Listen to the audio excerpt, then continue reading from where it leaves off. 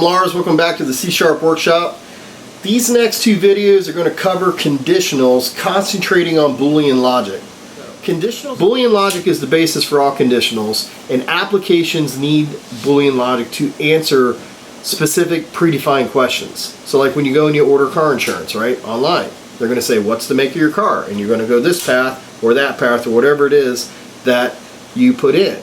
So what's the make? What's the model? What's the year? Where do you live? Da-da-da-da-da-da. These are all conditionals.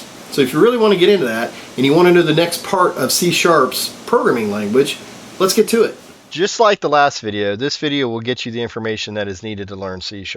In order to get the most out of these videos, I recommend watching them in their intended order. There will be deep dive videos after the course. In the last video, I spoke very little about the Bool data type.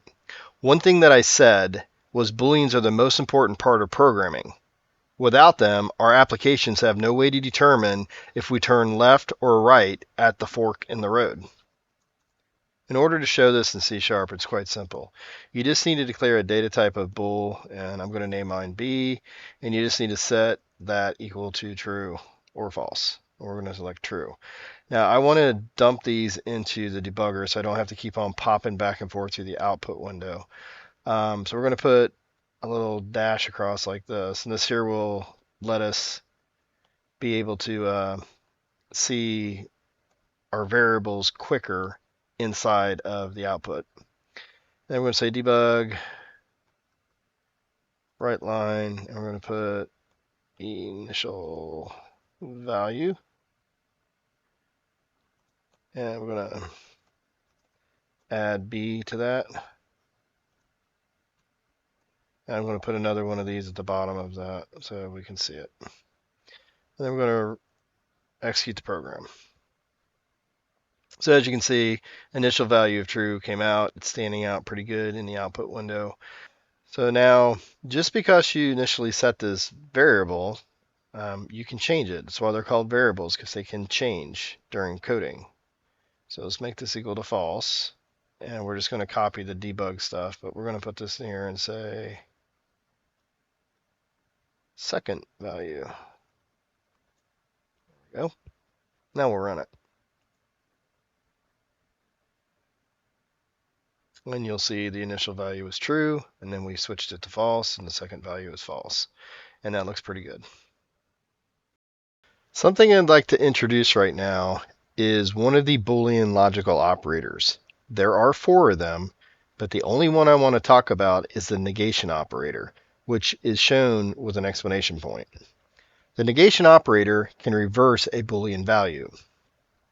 So for instance, as what you're seeing on the screen right now, you see bool is equal to true. If we were to say bool is equal to exclamation point or not B, it would change the value of B to false. And likewise, since B is now false, if we were to execute the line of code after that, with B is equal to not B, it would get turned back to true. In order to show this in C#, I'll continue writing code in the same file. And we'll say B is equal to exclamation point B. And then I will put in, instead of the second value here, we'll call this the third value. Copy both of them again. And I will put that in. And this would be fourth value. This will set it to true. You should see true here. This will set it to false. You will see false here. This will switch them. This will go back to true. This will switch them again, and this will go to false. So let's run this. And as you see, initial value is true, then it goes false, true, and false. Is going on. So one good way of thinking about what's going on here is you turn on a light switch on, off, off. Hey, if you think there's too much information to remember, then like and subscribe to the channel. Then you'll have a URL that you can go back and look at anytime. All right, so there's not a lot more in dealing with Booleans that we can talk about at the moment, but there are a couple operators that you're going to need to know. There's the double and statement, double ampersand, which is an and statement, and then there is the double pipe, which is the or. And you just learned about this guy, the negation, and we're going to expand on that a little bit. So the and is, if you look at this, you can have an operation and then and that with another operation. And the or would be, there's an operation, you can or that with an operation. Now if you look at up here in the top right corner, there's a grid that has double and or. In fact, I'm just going to bring this down into the middle of the screen. So for the double ampersand, the and is what we're going to refer that to from now on. If both of them are true, then the result will be true. If either of them are false, the result is false. So if the very first operation is a false, we do not need to process the second operation. All right. So this is something that's called short circuiting. So looking at this grid, you've got operation 1 is x is equal to 1, and operation 2 is y is equal to 1.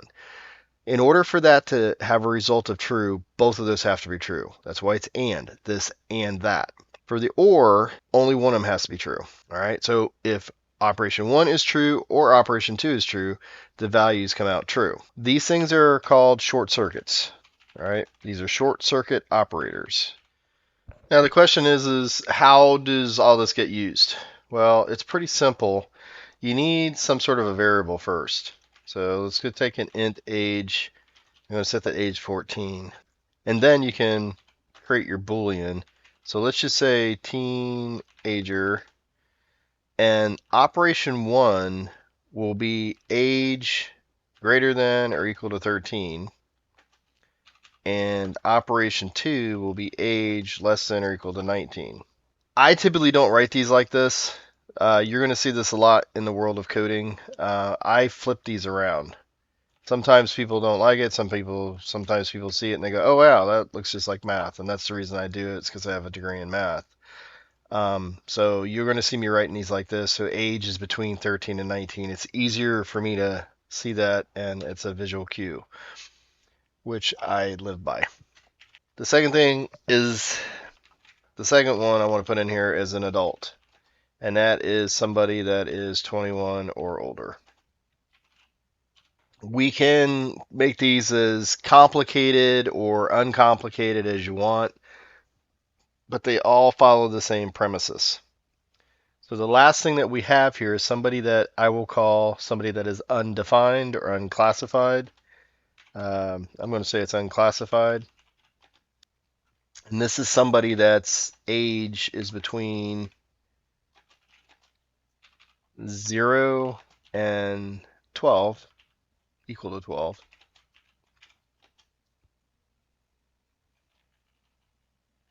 I'm missing an equal sign. Or the age is equal to 20. Notice there's two equals here. And the reason there is two equals here is because we're not assigning it, we're comparing the two of them. And if you've come from JavaScript or I don't know if Java has it or not, but I know JavaScript does, where they have equals, double equals, and triple equals. In C#, it's only double equals. We're not comparing anything else. We're just comparing to see, does age equal 20? We're not looking at floats. We're not looking at structures. We're not looking at anything like that. We actually have real functions to see if the two pointers are the same or the two objects are the same. Once we get to that, I'll explain that to you. This situation here will have operation 1 and operation 2. This obviously just says operation 1.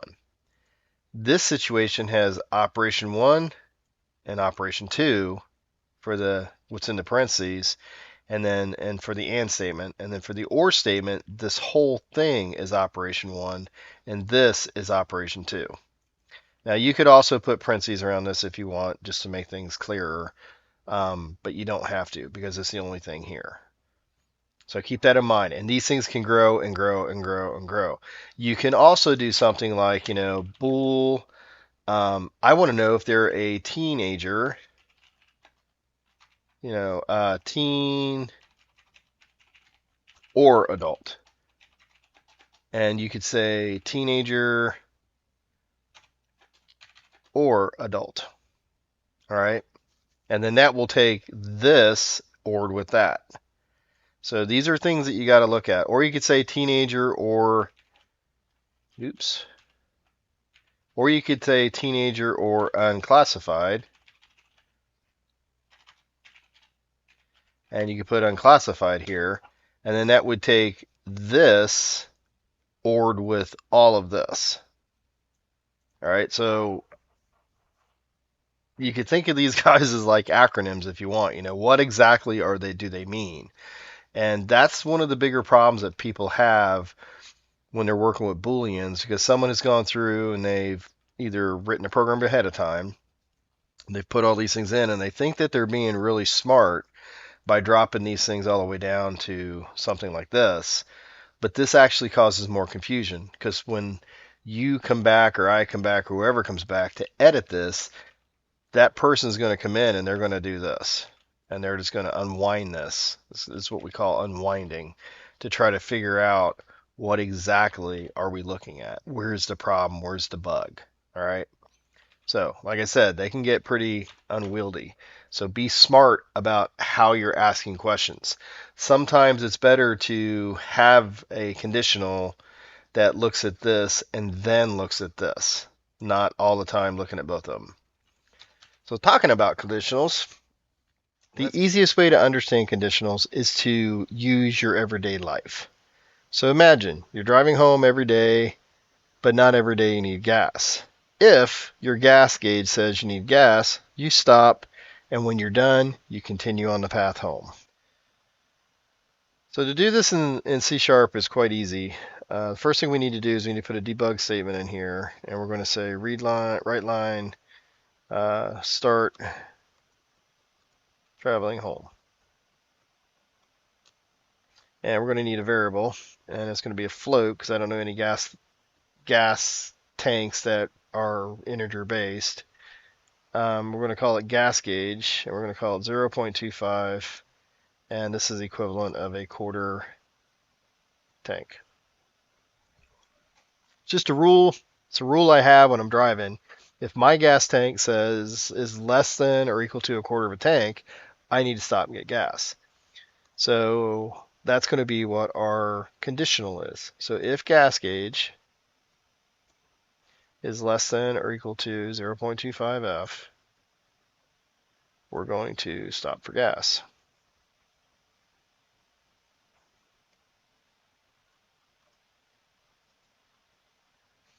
And I am going to indent this because it is a conditional, and I want it to look different on in the output. So here we're going to say debug, write line, and then we're going to put in here continue home. And I'm also going to put in here just a bunch of hyphens. This worked pretty good last time to be able to find this in the output pretty quick, like that. And then we're going to run it.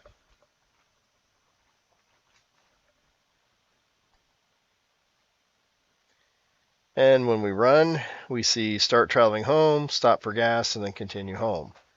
So this is the first time that we're really going to get into debugging in a real way. So I'm going to stop the application, and there are 3 ways to put a breakpoint in, because you need breakpoints when you're debugging. First way is you can right click on this, find breakpoint, and then find insert breakpoint. You can also remove it that way. The second way is you can come over to this dot and click breakpoint, or click it again and it will go away. The third way is hitting F9. F9 will toggle it on and off. Now, 99% of the people I know that are C# programmers and that are very efficient programmers either hit this or they hit the F9. So we're going to pop this on here, and then we're going to execute the program. And you can execute this going up here, or you can hit F5. Once the code starts getting executed, it gets compiled, starts getting executed. Let me get rid of this. It will stop on the first breakpoint. And right now it's the only breakpoint for us, but it will stop on it. To move on from here, you can hit F10. Or you can click on this button up here. It's called Step Over. And there's a Step Into. All right. And we're going to talk about these two here, but I'm going to use just the keyboard, the F10 and the F11. So the F10 will step you down through. And as you can see, as soon as you stepped over that, that code got executed. Okay. So each one of these guys got executed. At this point, you can look at the gas gauge. You can mouse over it and you can see that the value is 0.25. You could take this and you could right click on it and you could add it to the watch. You could also right click on it and you could say do quick watch. So these are just a few ways that C# is really neat. When we get into more of the more complex data types, that quick watch is going to become your best friend. So you can hit F10 and then it's going to say stop for gas and then continue home. Then you get your dots. Then it's going to wait for us to hit another key. So without the breakpoint and you execute it, it'll run straight through. Now, say we set the gas gauge to 0.26. I'm going to put a breakpoint on gas on the conditional here, and we're going to restart this program. And the gas gauge you can see is 0.26. If I was to hit F10 now, we will not step into this if statement. We stepped over it and nothing got printed here until you get to the continue home. And then the extra dots, and then we can end the program.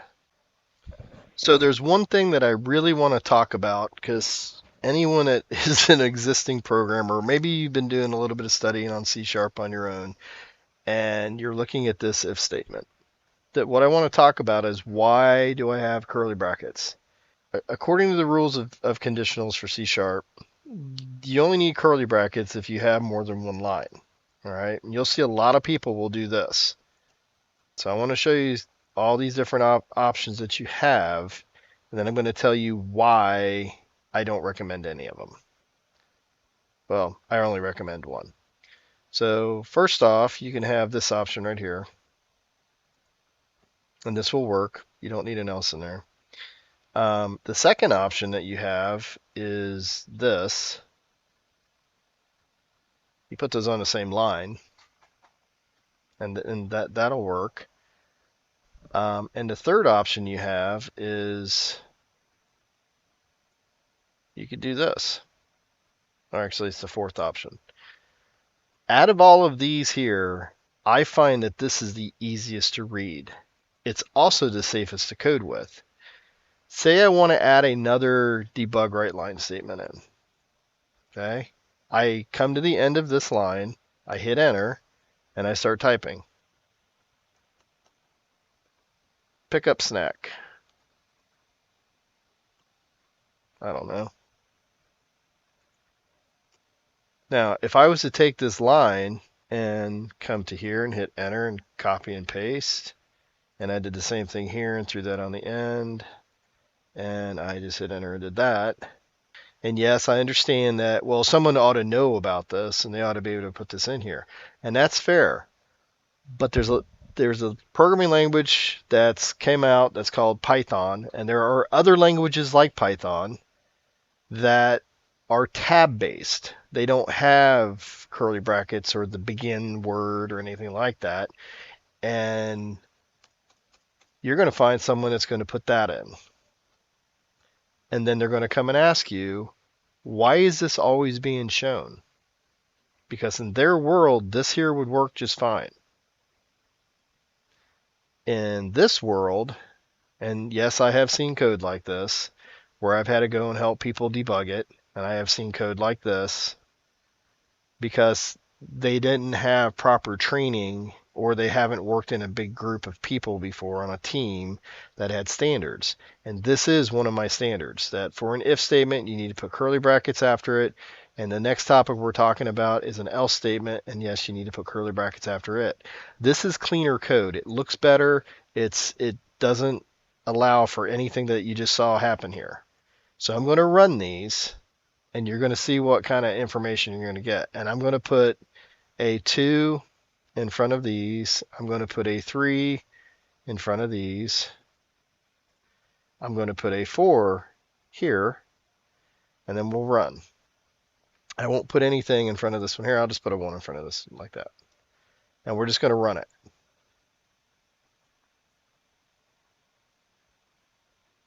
So we started traveling home, and we picked up a snack, picked up a snack, picked up a snack, then we went home.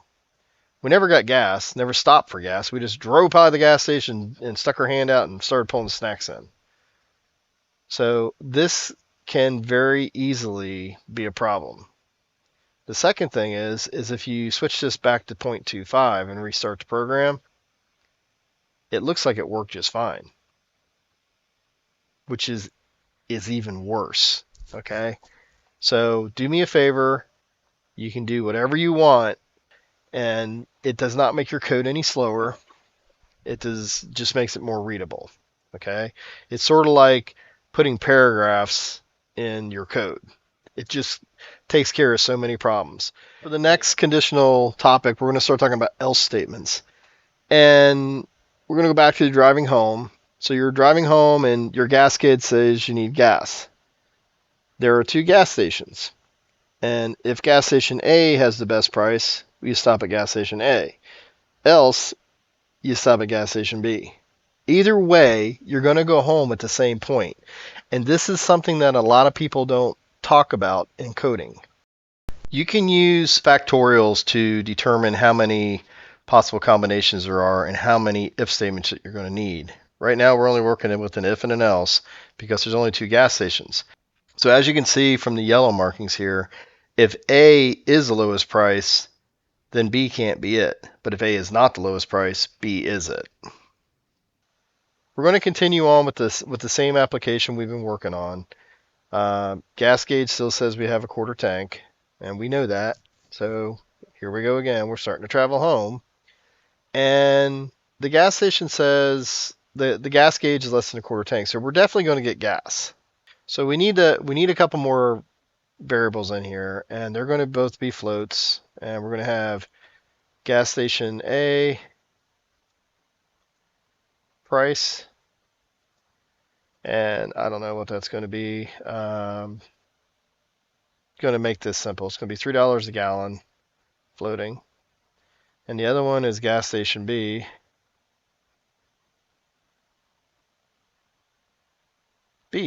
price, and we're going to say that is $2.97 float point.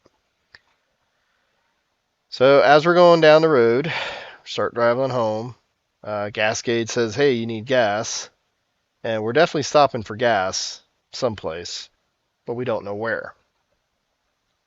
So this conditional is going to say if gas station A price is less than gas station B price, then we're going to stop for gas at station A. Else, since there's only 2 gas stations, so I'm going to copy this line, I'm going to hit Control C, not highlighting anything, and then Control V. And now you notice that my curly braces got messed up. You can see down here at the bottom where it says ready, I'm going to hit Control K and then Control D, and it's going to straighten all my code back out. So this one, the else will say stop for gas at gas station B. And this is an if-else statement. All right. I know there's many different ways to write these, but we're sticking with the standards right now until we get into the more advanced stuff. So let's run this. It's going to run it without any breakpoints. And you'll see started traveling home. We stopped for gas at station B, and then we continued home. Now, what I said when we first started talking about these is this is something that not a lot of people talk about. And it's not that they don't talk about if and else statements. They don't talk about the importance that when you come back, you're continuing on the same path. A lot of people look at these as literally forks in the roads, that you go out one way and you just continue going. But there is got to be a realization from a programmer that you are coming back. So when I showed you that diagram, So it's more like a branch, not like a fork. So it kind of goes out to the right or to the left, but they got to come back to the main road that you're coming back to. Sort of like getting off an exit. You go get gas and you go back down the on-ramp to the road. And one last thing to do to finish up this code is add an else statement at the end of this to say that you did not stop for gas. I know I'm going to get a lot of people in the comments saying that you don't need an else statement, it's not required, and it's not required. But if you're debugging a program and you can't tell which if then else statement that you've been through, then you're going to have to run it and run it through a debugger. Sometimes you can't do that in production. Okay, it's just a fact. They will not give you access to production. You're not going to be able to step through it, so you're not going to be able to figure out what happened. And then you're going to end up adding this in anyway, and then let it run in production again until the problem happens again. So start out, save yourself a lot of time, a lot of stress, and save yourself a lot of people looking at you like you don't know what you're doing, and you're just kind of poking holes at things. Add the else statement. The next step of conditionals or an if-else statement is to add an else if in. So let's just change this little scenario a little bit. You're driving home, your gas gauge says you need gas, but there are 3 gas stations, and you need to test to see if gas station A has the best price and stop at gas station A. Else if gas station B has the best price, stop at station B. Else, you're just going to stop at gas station C because A and B do not have the best price. So in order to do this, I typically make a grid just like I did with the 2 gas stations. We can use 3 factorial to give us how many possible combinations there are for the 3 stations. 1 times 2 times 3 is equal to 6. And this has gas station A, B, and C at the top, and then whoever the winner is. So A is going to be able to win twice, B is going to be able to win twice, and C is going to be able to win twice. Since we have a multiple variable conditional, we want to start removing as much of the grid as we can, and I call this grid size reduction. The way we achieve this is we use the condition statements to remove the variables from the grid or sections of the grid. For instance, this first test that we're going to do is it's going to test to see is A less than B and is A less than C. And if we can prove that, then we divided this in half. And now we only have the portion to deal with is B less than C or is C less than B? And that is signified by the dark gray color. And now we have basically the original grid we had for the other problem. So let's look at this in code. Now, after going through that little explanation of what happens when we have 3 gas stations, let's add our 3rd gas station. First thing we're going to do is we're going to change all these numbers to $1, $2, and we're going to add gas station C, and we're going to make it $3. The next thing we're going to do is we're going to try to remove the A portion of the grid. All right. In order to remove the A portion of the grid, we have to do 2 tests. All right.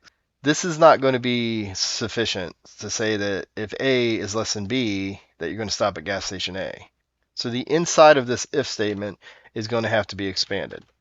And you're going to have to say something here like gas station price is less than gas station price C, or gas station C price. Then you can legitimately say you're stopping at gas station A. And that's just a very simple logic here. A is less than B, A is less than C, so it's got to be the cheapest price. So you're going to stop at gas station A. Else, because you always need that else statement, you're going to stop at gas station C. So how can we determine that this else statement is going to be C? And the way to do that is to look at the grid that we put together before we started coding.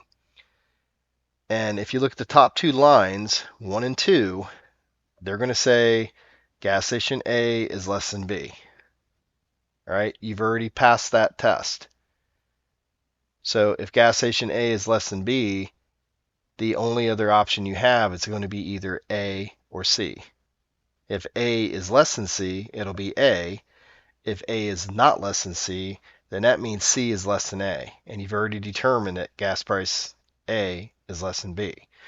So this first thing at the top here, this is going to take care of number 1, row 1 in the grid. This is going to take care of row 2 in the grid. And this guy right here is going to take care of row 6 in the grid. So that's already 3 things you've eliminated from the test.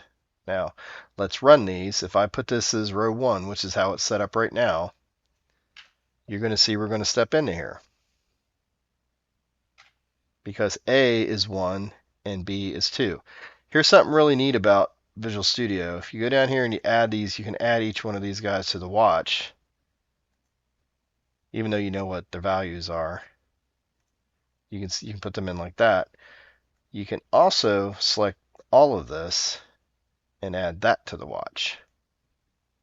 And you could select all of this and put this into the watch. All right. So this is all the knowledge that the application has already. So if you ever find a case where you're stepping along, you're hitting F10, and it just ends the program, it's because it's got enough information to figure out exactly what the outcome is going to be. So if you hit F10 here and you hit F10 here, you're going to go into A. Okay? It didn't even step in, it just finished. So that's something that's really neat about Visual Studio. If you want to step in, let's start this again. If you want to step into here, you can hit F11 and it will step all the way through your program. So both of these tests were true, so we ended up with A. Now, line number 2, or test number 2, the only thing I did is I switched around these two. So if I hit F11, A is less than B, we know that, and A is also less than C. So you know you're going to come in here and you're going to say A. All right. Now, let's go to the last test, which is 6, and that makes this a 2, and makes this a 3, and makes this a 1. Okay. I think you can see that if you keep on looking at the grid. It's up in the top right corner. And we're going to step through to here. So that one worked. But the last one, A is less than C, is false. So C gets the answer. So you're going to go to C.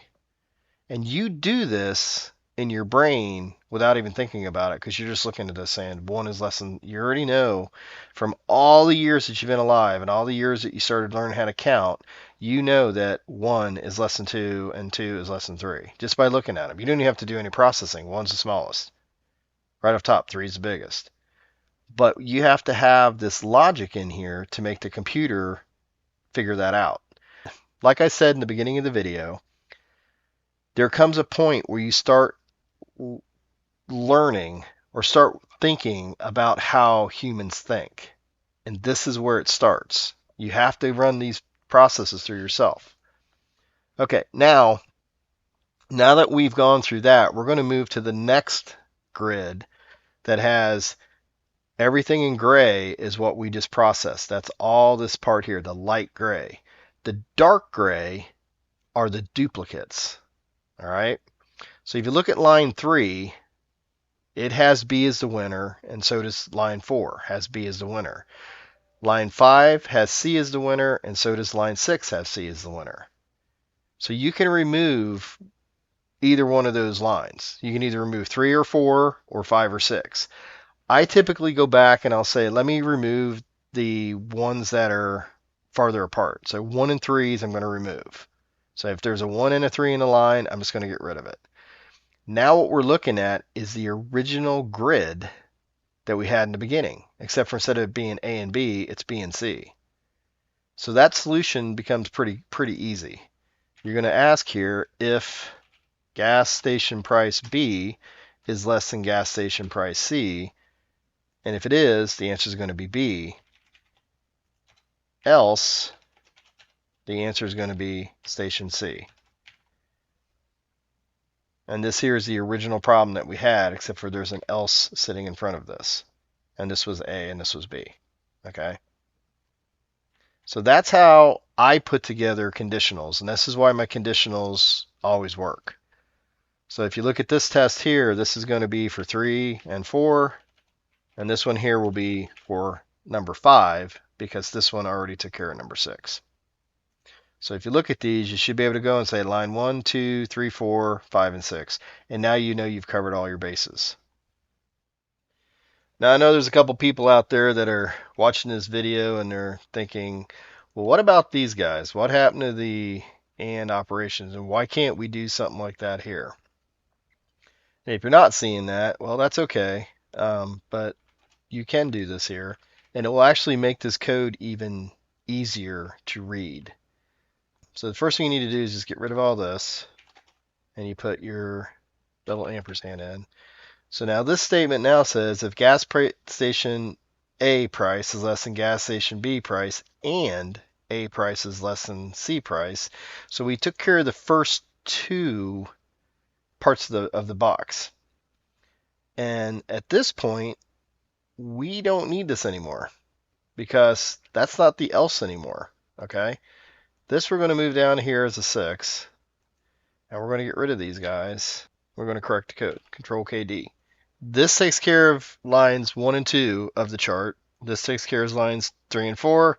And this is 5 and 6. Thanks for watching the video. Please like and subscribe to the channel. I really hope you enjoyed this video, and I hope you have a better understanding about how Boolean logic and conditionals work inside of applications and how important they are. The next video will finish up on if-else clauses, and we'll cover switch statements in there also. You're always welcome here in the C# workshop, and have a nice day.